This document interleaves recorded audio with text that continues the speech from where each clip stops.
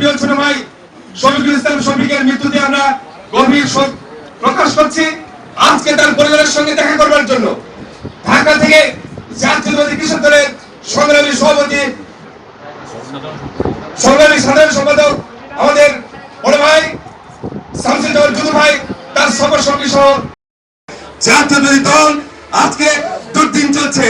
এই দুর্দিনকে মোকাবেলা করার জন্য এবং আন্দোলনের সংগ্রামে নেতৃত্ব দিচ্ছেন।